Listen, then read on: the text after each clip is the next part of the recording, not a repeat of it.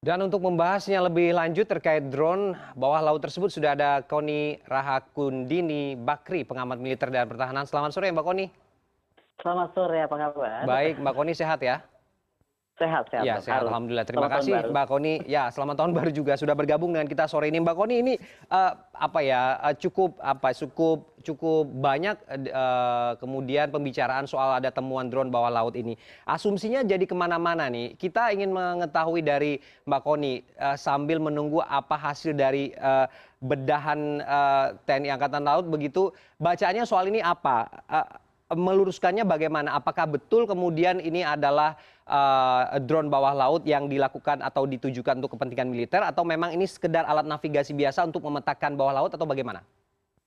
Begini, Sea Glider ini fungsinya ataupun UAV ataupun benda laut lain itu bisa dua fungsi, bisa fungsi sipil, bisa fungsi militer. Masuknya pun bisa beragam cara. Bisa saja dia fungsinya militer masuk melalui sipil. Apa misalnya? Misalnya alat militer tersebut dimasukkan dengan alasan tanda kutip mining kita di laut gitu kan. Karena penelitian di laut itu kan memerlukan banyak hal ya, termasuk tentang konduktivitas laut, arus, kemudian arus balik dan lain sebagainya. Nah, untuk mengetahui apakah ini untuk sipil dan militer, memang akhirnya harus dilihat hasil dari apa yang akan ditemukan oleh Kasal dalam waktu 1 bulan mendatang. Tetapi kalau kita melihat konstelasi di masyarakat hari ini yang seolah-olah menganggap, apalagi dikaitkan dengan berita dari Inggris ya, ini sepertinya adalah UUV buatannya China, saya cuma ingin mengingatkan begini. Pertama, kalau ini memang betul adalah buatan China, ya kan? Saya cuma mau mengingatkan bahwa selamat datang mungkin perang laut Asia Pasifik atau Indo-Pasifik sudah di depan mata. Tetapi jangan juga kita jumping to conclusion. Karena begini, bisa saja alat tersebut buatan China. Tetapi negara penggunanya bukan China. Dan bisa saja alat tersebut buatan Amerika atau Prancis, tetapi negara penggunanya bukan Amerika dan Prancis gitu kan. Karena kan ada macam-macam seri, ada misalnya tipe awal itu 2011 ditemukan oleh Prancis. Jenis Sea Glider ini adalah yang namanya Sea Explorer gitu. Nah, kedalamannya pun sudah beragam dari mulai 200 meter sampai ke 6.000 meter. China sendiri kemampuannya sudah sampai kedalaman 6.000 meter. Jadi sekali lagi kita mesti melihat itu. Kedua, konstelasi Indo-Pasifik ini jangan semata-mata dilihat hanya ini adalah perang antara China kemudian Amerika Serikat. China membangun kekuatan Navy-nya itu sudah berprogram dan dia nggak menutupi kok. Di tahun 2020 dia sudah menyelesaikan Green Water Navy. Apa maknanya Green Water Navy? Maka kekuatan laut China itu ada di sekitar perairan tengah kita, perairan Laut Jawa atau kita sebutnya Alki Timur Barat ya. Atau malah di bawah Pulau Jawa gitu. Itu sudah dia nyatakan. Artinya apa? Keperluan kapal selam bahwa dia mesti mengetahui kedalaman dasar laut, hamburan akustik, kemudian juga arus balik, oksigen dan lain sebagainya. Itu semua memang dia harus punya datanya gitu. Tapi apakah untuk kemudian untuk menghadapi Indonesia semata itu juga another story gitu kan. Nah, jadi memang tidak boleh jumping conclusion. Kedua, Indo-Pasifik ini adalah masalah yang sangat seksi ya. Mungkin nggak banyak yang tahu bahwa kapal selam dari Prancis itu sudah lama, beberapa lama ini beroperasi di Laut Cina Selatan.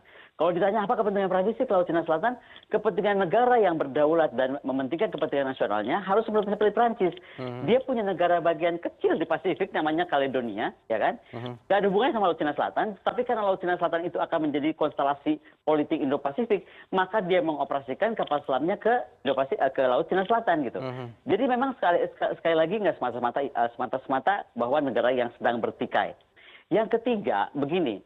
Indonesia ini suka aneh gitu. Dia tuh nggak sadar bahwa perang masa depan itu udah memang nggak kelihatan barangnya gitu. Jadi jangan dianggap bahwa sekarang kelihatan ketemu Sea Glider, berarti perang sudah akan. Mungkin data sudah terkirim dari kapan-kapan gitu masuk. Kalau itu data militer udah masuk dari kapan sudah dikirimkan ke pusat data mereka gitu kan. Jadi begini harus dipahami, perang masa depan atau perang modern yang kita alami sekarang itu nggak perlu lagi bendanya kelihatan. Dan kalau kita bicara laut, ya selamanya pakai Sea Glider atau UUV atau USSV gitu kan yang sudah bersenjata. Mesti dipahami, kita coba lihat ya, Global Hawk sejak kapan ada di deploy? Oke lah, Global Hawk jauh ya. MQ-4 Sea Triton. MQ-4 Sea Triton itu dimiliki Australia sejak 2015. Kalau kita lihat petanya MQ-4 Sea Triton, maka sudah jelas untuk mengamati Laut Cina Selatan, Laut Cina Timur, seluruh Indonesia itu sudah terpetakan. oleh MQ-40 Triton. Pertanyaannya apa sih MQ-40 Triton yang ada di atas luar angkasa sana? Dia itu adalah USN Broad Maritime Surveillance System.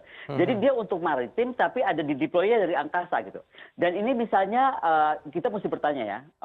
Yang setahu saya Triton itu diciptakan per hari ini sudah 68 buah. Bayangkan. Berarti ada 68 negara pengguna MQ-40 Triton. Pertanyaannya siapa saja?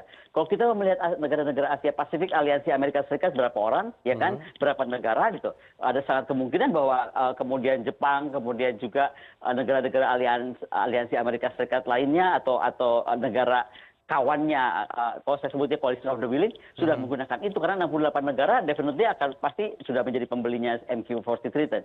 Di atas itu masih ada lagi jenis-jenis kendaraan UAV surveillance lainnya baik di angkasa maupun di lautan. Dan yang kita mesti concern memang juga adalah kemampuan Cina sekarang dan juga negara-negara lain untuk bukan saja menciptakan UUV gitu, tapi juga USSV. Bagaimana misalnya dia sudah bisa meluncurkan senjata dari unmanned surface vehicle-nya tersebut. Mbak Kony, sudah jauh sekali bacaannya sampai yang Anda sampaikan tadi, tapi kemudian kita ingin memastikan lagi. Pada dasarnya prinsip kerja Sea Glider seperti ini apakah juga kemudian berbeda dengan sekedar memetakan saja atau memang untuk kepentingan militer yang lebih luas begitu? Karena memang mungkin ada beberapa aspek mungkin di dalamnya yang mungkin harus diketahui bahwa dia juga merekam data-data penting tentang pemetaan bawah laut dan juga hal-hal lain yang berkaitan dengan pertahanan kelautan kita, atau bagaimana kemudian ini bisa dipahami? Sekali lagi kalau untuk dipahami kita mesti bisa lihat apa yang sudah dia rekam gitu kan. Karena yang pasti dia ambil itu dua hal ya, pasti. Adalah data imagery, ya kan, bagaimana kecerdasan untuk mengambil data imagery dan kemudian juga sinyal datanya sendiri. Dan itu memang sekali lagi kita sebutnya apa ya, dia itu pengintaiannya itu real time. Jadi pengintaian citranya secara real time dengan kecerdasan sinyal dan kecerdasan gambar gitu. Nah, ini yang sebenarnya kita mesti dipikirkan untuk apa. Kembali sekali lagi saya nggak bisa jumping to conclusion bahwa itu untuk keperluan militer. Tapi saya juga harus menggarisbawahi bahwa lautan kita itu terlalu terbuka. To be honest, Indonesia itu kemampuan pertahanan itu untuk menjaga itu sangat lemah, baik dari faktor dari dataran maupun dari faktor laut kita sendiri. Kalau sekarang pertanyaannya bayangkan berapa banyak kita akan kecolongan data kita diambil kalau kita harus menunggu barang itu muncul seperti ditemukan di Selayar baru kita yakin bahwa ada mata-mata misalnya yang melakukannya. Nah, jadi kembali kita mesti berpikir tentang poros maritim dunia yang disampaikan oleh Presiden Jokowi itu adalah visi penting negara tahun 2014. Apakah kemudian kita mampu membangun kekuatan maritime defense dan capability yang sesuai gitu?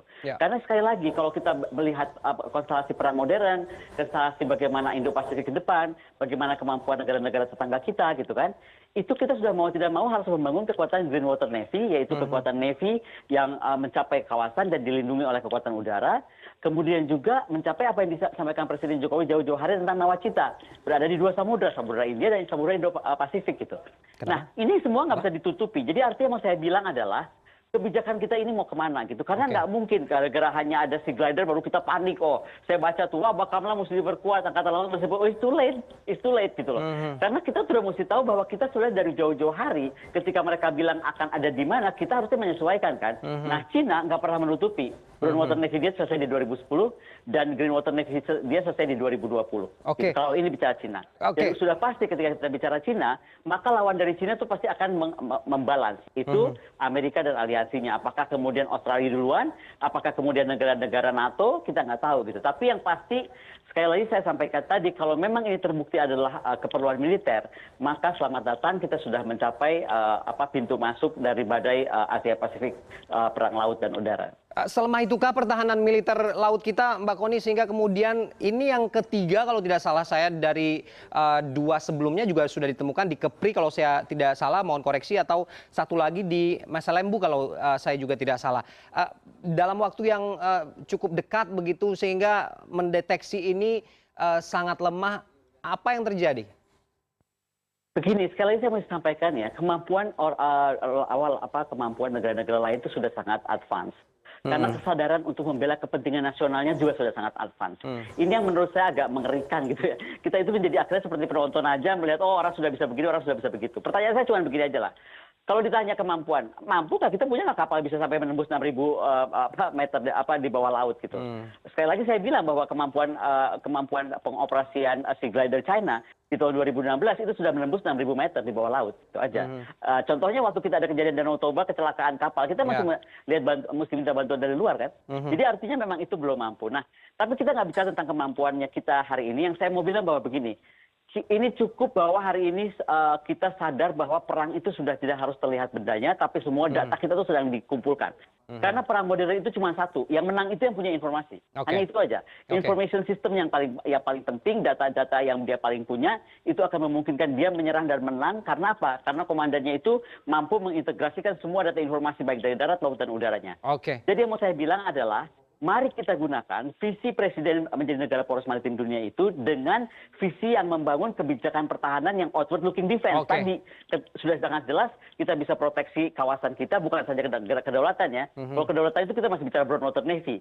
Dan sementara perang modern itu bisa diserang dari luar ZTE ataupun malah di luar kawasan karena jangkauannya gitu. Nah, yang kedua, ini pertanyaan tentang kebijakan politik luar negeri. Misalnya Kementerian Pertahanan ingin beli F-35. Apakah sesuai dengan kebijakan politik luar negeri kita? Karena F-35 itu nggak mungkin diberikan kepada negara yang bukan aliansi Amerika Serikat. Jadi ada yang nggak sinkron. Nah, untuk mensinkronkan itu, menurut saya Presiden itu harus betul-betul mendengar apa yang diputuskan oleh Wantanas. Wantanas itu semacam National Security Council, di mana kita di situ adalah akademisi, militer semua duduk bersama dan ada perkiraan cepat, baik itu perkiraan tahunan, perkiraan bulanan, perkiraan jangka pendek, panjang dan menengah. Dan itu tentang ini sudah kita baca jauh hari, makanya kita sudah bisa bilang bahwa kemampuan maritime defense capacity kita mesti kuat. Yang kedua, doktrin kebijakan kita mesti berubah. Karena nggak mungkin lagi doktrin kita masih inward looking defense.